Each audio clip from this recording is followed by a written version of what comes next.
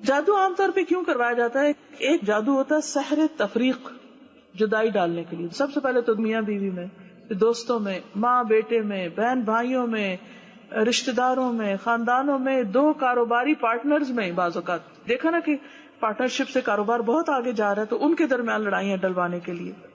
اسی طرح سحر محبت، کسی کے دل میں اپنی محبت ڈالنے کے لیے، مثلا کسی عورت کے لیے، مرد کے لیے، کسی بھی شخص کے.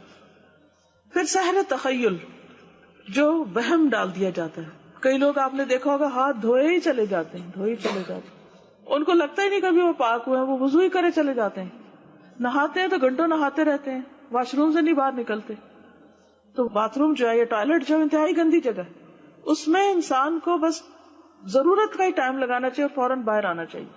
عموماً شیاطین ایسی جگہوں پر ہوتے ہیں تو اس میں انسان کو نہیں ہونا چاہیے، یعنی کہ وہاں سے بچنا چاہیے، گندی جگہوں سے. جسمانی گندگی سے بھی بچنا چاہیے کیونکہ وہ شیاطین کو گندگی پسند ہے. تو وہ پھر عموماً ایک وہم سا انسان کو ہو جاتا ہے، انسان شکی ہو جاتا ہے، ہر ایک پہ شک، ہر ایک کے اندر سے فالٹ ڈھونڈنا. پھر سحر جنون ہوتا ہے، انسان پاگلوں جیسی حرکتیں کرنے لگتا ہے، دماغ مفلوج ہو کے رہ جاتا ہے، کوئی عقل کی بات نہیں کرتا انسان.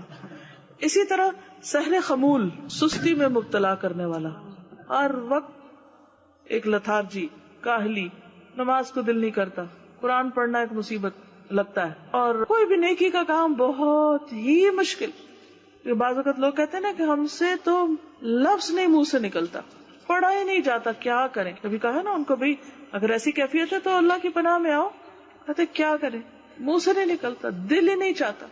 پھر سحر حواتف، چیخو پکار میں مبتلا کرنے والا، کہ جس پہ وہ ہوتا ہے وہ چیختا ہے، چلاتا ہے، چھوٹی چھوٹی بات پہ حد سے زیادہ غصے میں آ جاتا ہے، توڑ پھوڑ اور ایک مجنون کسی کیفیت ہو جاتی. بعض اوقات سحر امراض، جیسے مرگی کی کیفیت یا مختلف اور بیماریاں کی شکل میں.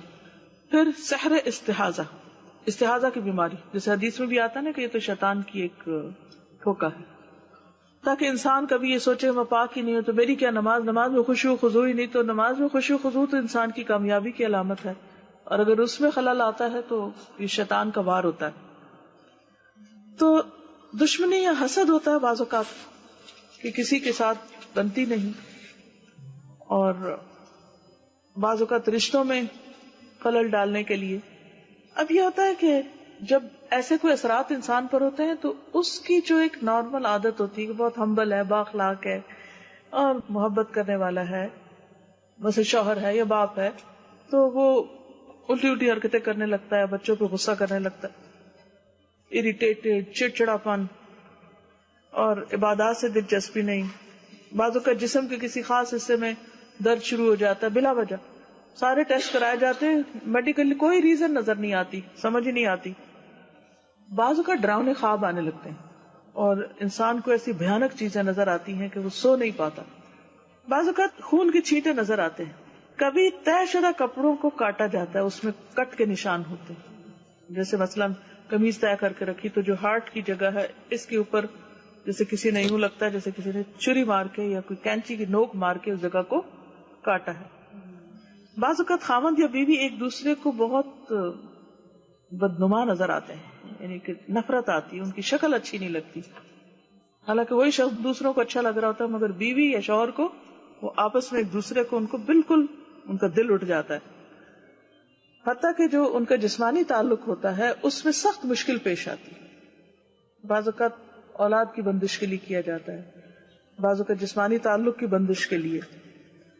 تو یہ ساری چیزیں علامات ہوتی ہیں جو نظر آنے لگتی ہیں. لیکن بعض اوقات بیماریاں بھی ہوتی ہیں، ویسے اثرات نہیں بھی ہو سکتے، لیکن اگر پہلے انسان نارمل ہو اور یکایک یہ تبدیلیاں آ جائیں تو پھر انسان ایسی چیزوں کا علاج کرے. لیکن اگر ایک شخص شروع سے بچپن سے بد مزاج ہے، بد اخلاق ہے، اکڑ ہے، وہ اس کے مزاج کا حصہ ہے. لیکن ایک شخص عادتاً نہیں، مزاج میں نہیں، ٹھیک ہے، اچانک ہی کچھ ہو گیا، اس کو نظریں پھیر لی اس نے اور وہ کچھ سے کچھ ہو گئی اس کی عادتیں، تو پھر الرٹ ہونے کی ضرورت ہے کہ مسئلہ کیا ہے.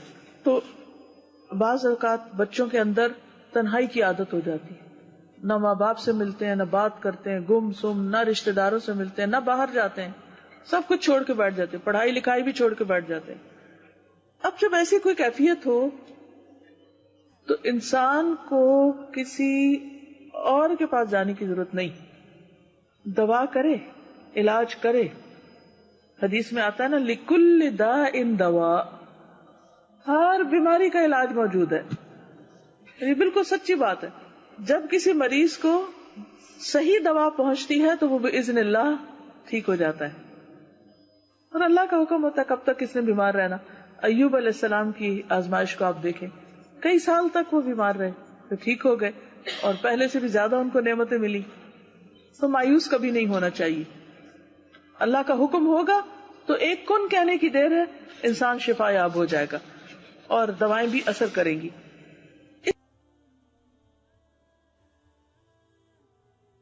ویڈیو کے نیچے سبسکرائب کے بٹن پہ کلک کریں، بیل کے آئیکن پہ کلک کیجیے تاکہ ہر نئی ویڈیو کی نوٹیفکیشن